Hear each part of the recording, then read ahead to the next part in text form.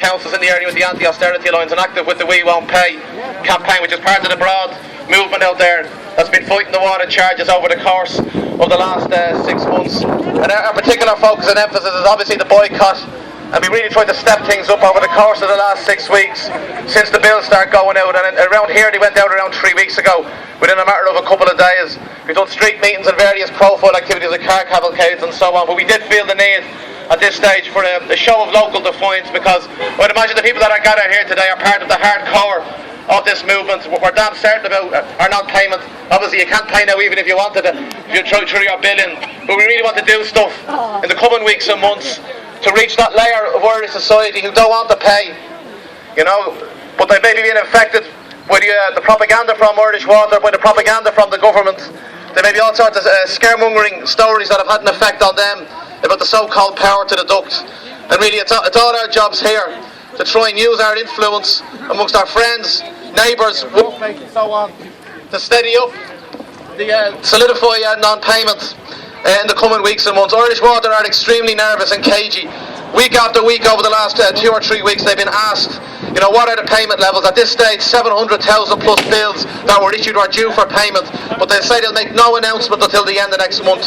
Compare that to the running commentary that they gave when they were getting the registration packs back, or the claims they were making at the time. To my mind that doesn't speak of a confident organisation.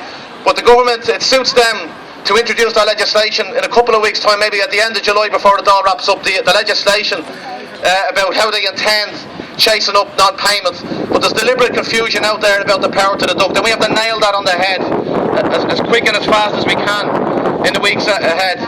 We'll be producing an information leaflet. We had samples given out beforehand that try and address this point exactly, but just so you're very clear on it, nothing fundamentally has changed despite the way the media are presenting it. It's still the case that a full year of non-payment has to pass before any chasing will be done of arrears, before any penalties will be applied. The laws already exist for any company or any individual to take any other company or any other individual to court if they say a debt is owed, and the judge has the power to order them to pay or order to pay with an attachment. The only change that's been talked about is to take the option of jailing away from the judge. In other words, if you refuse to pay even in a court process, that the power for the judge to send you to will be ended, and they'll only have the option of order to pay or order to pay with an attachment. But the point we've been trying to emphasise is that within that year of a time frame there has to be a general election, and you know, no matter what party it is, no matter what candidate it is, here and across the country, if they hear 20, 30 times a night when they're knocking on the doors from the homes of non-payers, and they're getting it in the ear, that's how we exert massive political pressure and maximise our chances that whatever combination of parties succeeds this government, that they'll have to get rid of the charge. That's the task that's in front of us. But literally within a matter of a month or so we can have this government and Irishwater on the back foot if we just keep at it, keep up our visibility and let people know that there's a campaign, that there's a solid network of people like the people around here that are capable of responding to anything that they throw at us. Folks, that's all I wanted to say. There's activists around here, people have questions or whatever, you know, or anything concerning them, by all means do. There's sign-up sheets as well if you want to get onto our text network so we get information out quickly if you want to organise the dissemination of leaflets as well. And there's a couple of collections going on as well to cover the cost of the protest, but also for a legal fund as well. You know, one of our fellow activists from Dunleary is banged up in Clover Hill at the moment. We must not forget that as well, and send them our solidarity greetings as well. Alright folks, listen, thanks for... Go ahead, Jerry. Basically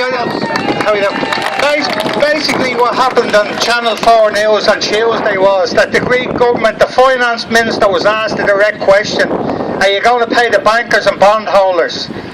The reply he made was, the choice we have is between cutting pensions and paying the bondholders. What are we going to pick? He didn't even have to answer the question. That's what the IMF are trying to do. That's why we have the Greek flags trying to support them. They're trying to get the Greek government to cut pensions so they can pay these fucking bankers and bondholders. The Greek government told them to fuck off. So that's why we're going around supporting the Greek government, and we're hoping that the Spanish and all the other countries in Europe will put an end to this insanity of austerity. Because the only people that are affected by austerity is the ordinary people. The millionaires will never give this up because they're becoming richer.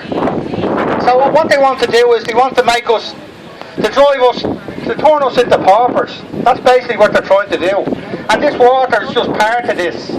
So thanks very much for the support with the Greeks, and thanks very much here for coming to me. Thanks very much. Thank you. Alright folks, any more bills there to burn before we wrap it up?